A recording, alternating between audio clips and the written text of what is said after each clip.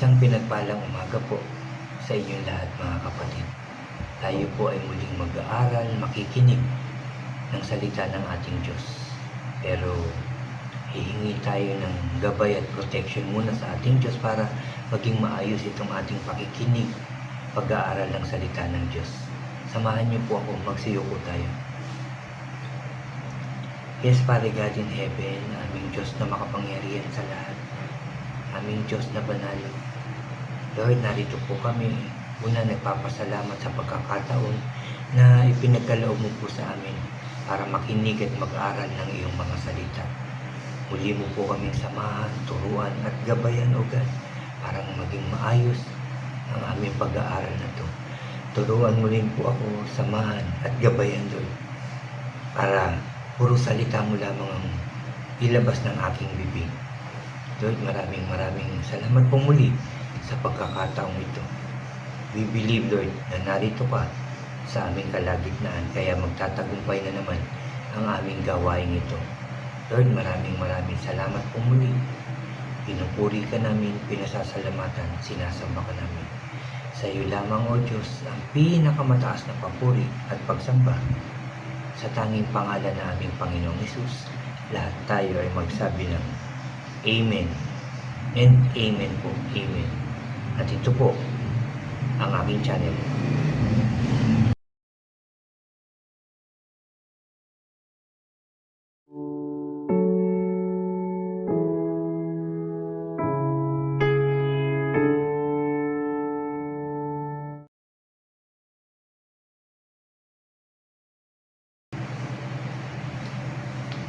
Magandang umaga po muli mga kapatid. Bago po tayo mag-start, unahin ko lang po yung mga bago po muli sa akin dyan sa aking channel.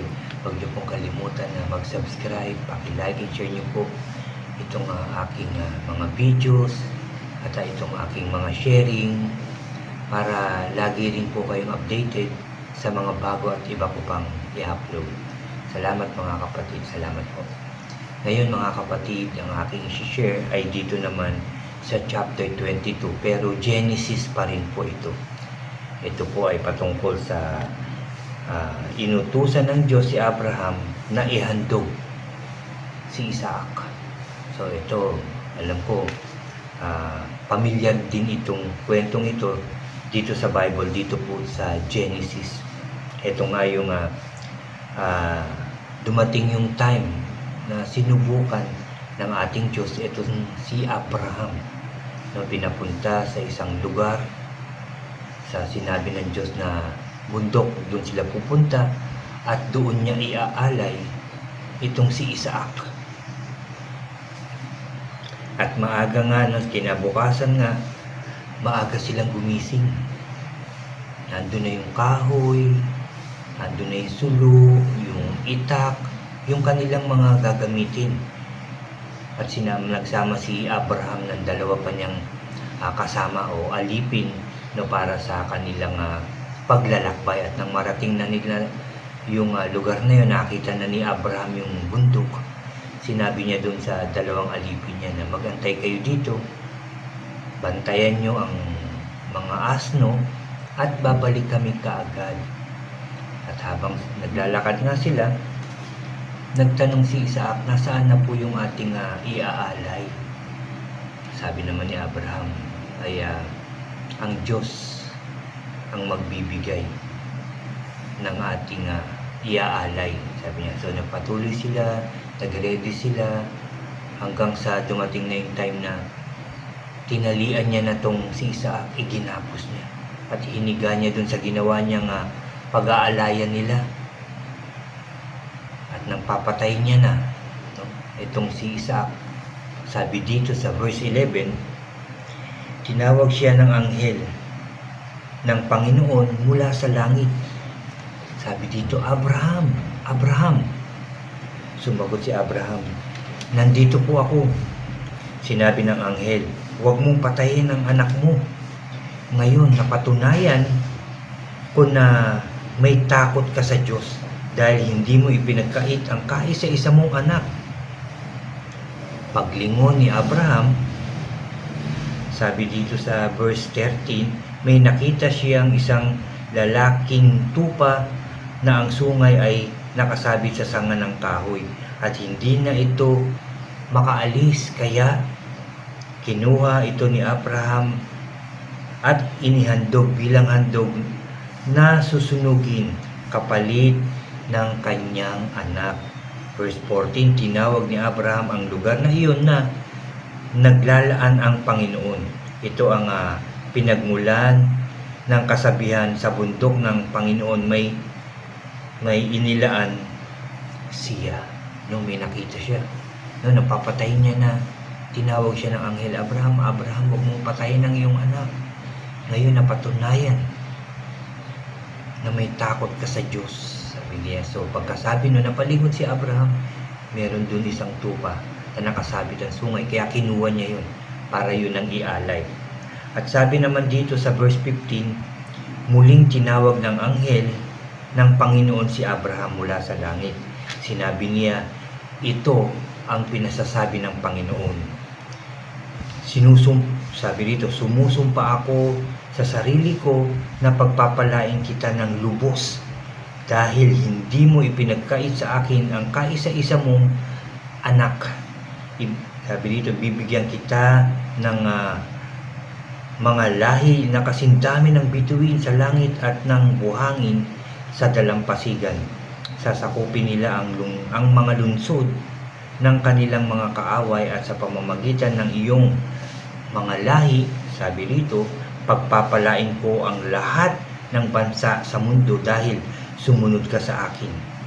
At sa 19, pagkatapos nito, binalikan nila Abraham at Isaac ang kanilang mga alipin at bumalik sila sa Beersheba at doon na nanirahan. Amen and amen. Salamat sa pagkakabasa ng salita ng ating Diyos. Dito pinapakita rin sa atin yung pagsunod, tunay na pagsunod, hindi yung sa salita lamang pero wala sa gawa o kulang sa gawa. Pero dito pinakita ng Diyos sa atin si Abraham, kaisa-isa niyang anak, ibibigay niya para sa Diyos. Hindi siya nagdalawang isip nang utusan siya ng Diyos. Pumunta kayo sa lugar na sasabihin ko doon sa bundok, dalhin mo ang iyong anak at ialay mo sa akin. Hindi siya nagtanong sa Diyos. Hindi man lang niya sinabi, Lord, bakit? Bakit po si Isaac pa? Kaisa-isa ko siyang anak. Mahal na mahal ko po siya. Pwede bang iba na lang? Hindi siya nagsabi. Hindi siya nagtanong. Hindi siya nagdalawang isip. Maaga pa siyang bumangon dahil gusto niyang sumunod sa Diyos. Dinala niya ang kanyang anak. Dinala niya na yung mga gamit. Yung kahoy, yung sulo, yung itak, para ialay doon si Isaac para sa Diyos. Kaya niyo ba yun? Kaya ko kaya yun? Na ialay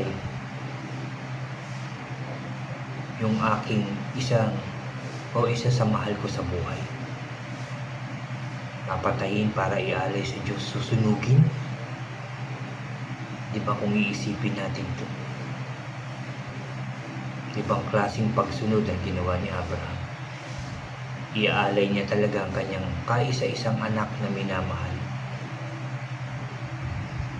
Sabi nga, mahal mo ba ang Diyos? Kaya mo rin ba mag-alay ng isa sa mahal mo sa buhay?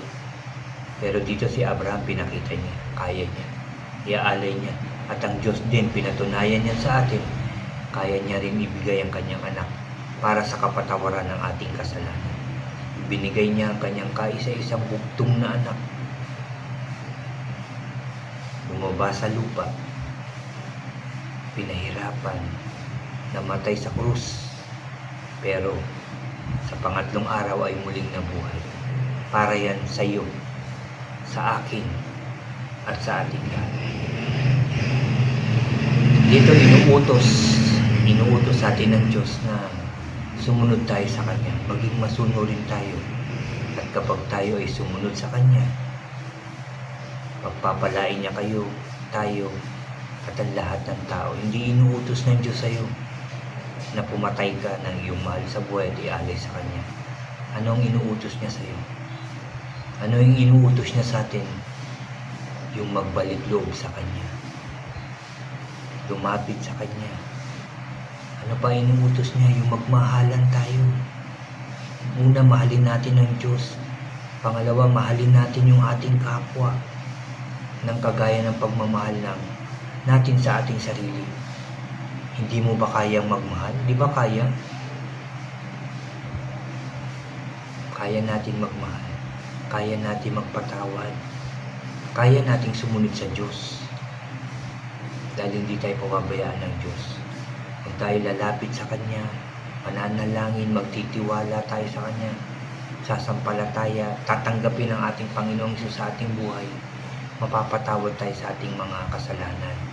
Makakasunod tayo ng maayos sa Diyos dahil sa tulong ng banal na Espiritu na kaloob sa atin ng Diyos. Kaya nating sumunod. Kung susunod tayo sa Diyos, tapos hindi lang tayo ang pagpapalain kundi ang lahat ng tao. Dahil yan sa ating pagsunod. Kagaya ni Abraham, sumunod siya. Diba, ni magalusan man lang si Isaac, wala eh. Diba, may inilaan pa ang Diyos para ialay sa Kanya. Diyos pa rin ang gumawa ng paraan para may maialay sa Kanya, para hindi niya masaktan ang Kanyang anak. Nung mapatunayan niya to, pinagpala niya si Abraham. Lahi, pinarami niya na sindami ng bituin sa langit. At ano pa ang sabi? At nang dahil sa iyong pagsunod, pagpapalain ko ang lahat ng bansa sa mundo. Diba? Kaya kung tayo ay susunod sa Kanya, pagpapalain din tayo ng Diyos. Maraming pagpapala at maraming tao ang pagpapalain dahil sa pagsunod natin sa ating Diyos. Yan ang tinuturo sa atin ng Diyos. Sumunod tayo. Magtiwala tayo sa Kanya. Dalhin din natin yung ating mga mahal sa buhay sa Diyos. Magbalik loob din sila. Turuan natin sila. Sabihin natin, ikwento natin yung mga mabubuting ginawa ng Diyos. Yung magandang balita. Yung mga promises ng Diyos. I-share din natin sa ating mga mahal sa buhay at sa ibang tao para sila din ay maging pagpapala sa ibang tao. Di ba po? Yan po ang kailangan natin gawin. Ang sumunod sa ating Diyos.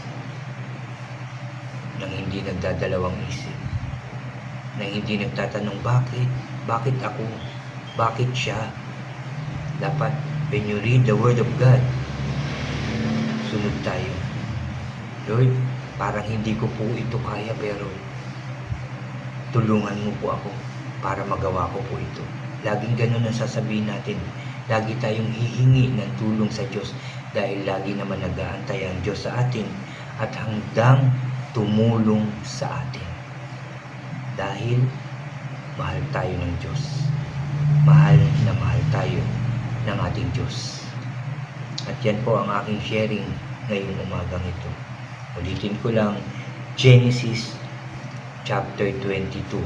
At nag-focus tayo dun sa 11 hanggang sa 19. Verse 11 hanggang 19 po ang aking i-share sa inyo. Na dapat ay naitanim natin sa ating puso at isipan. At ma-share din natin sa ating mga mahal sa buhay at sa ibang tao. Maraming salamat sa salita ng ating Diyos dun sa pagturo na naman niya sa atin. Kinausap na naman niya tayo na tayo ay sumunod sa Kanya.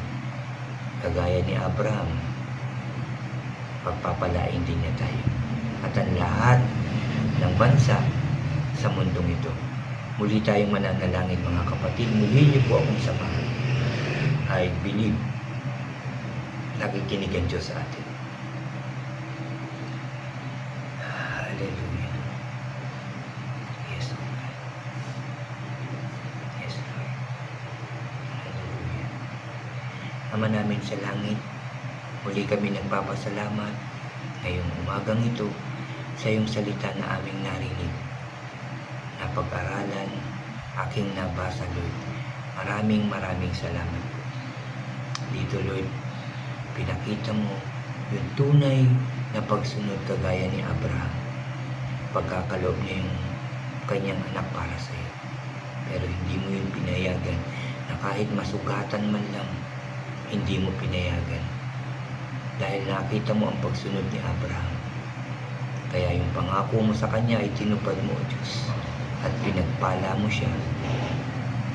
Pati kami, Lord, nakasama sa iyong pagpapala. Kaya maraming salamat po. Lord, turuan mo rin po kami ng aming puso't isipan at buong pagkatao na sumunod sa iyo. Sumunod sa lahat ng iyong sinasabi at inuutos. Alam po sa aming pagsunod, Lord, hindi mo kami pababayaan. Gagabayan mo kami. Poproteksyonan mo po kami. Iingatan at sasamahan mo po kami. At hindi mo rin kami pababayaan na masugatan man lang, o masaktan man lang, o mahirapan man lang. Dahil ang pangako mo sa amin, Lord, is to prosper us, not to harm us, to give us future sa aming mga buhay at pag-asa. Lord, maraming salamat. Dahil kagaya ni Abraham, Lord, tulungan mo kami. Samahan mo kami. Huwag mo kaming iiwanan, Lord God, at pabayaan para makasunod kami ng maayos, tama, totoo at tapat sa iyo, Lord God. Salamat po sa umagang ito sa iyong mga salita. Salamat sa pagpapala. Salamat po. Salamat. Thank you for all the blessings, guidance, and protection sa amin. Salamat sa iyong salita na lagi namin nababasa at napapakinggan. Salamat po. Salamat po sa pagtitiwala mo po sa akin, Lord, para mag-share ng iyong salita. Lord, Father God, tulungan at turuan mo po akong maglingkod sa iyo. Sa pangalan ng aming Panginoon Jesus. Salamat po muli, Lord God, sa katagumpayan ng aming gawain ito. Salamat at muli mo na naman kaming sinamahan. Salamat po, Lord. Salamat po. Lord, salamat po dahil alam po hindi lang ako at ang aking pamilya ang iyong pagpapalain, kundi lahat ng aking mga mahal sa buhay, lahat ng aking mga kapatid sa pananampalataya, lahat ng aking kaibigan, kapitbahay at lahat ng tao sa mundong ito ay pagpapalain mo sa pangalan ng aming Panginoong Hesus.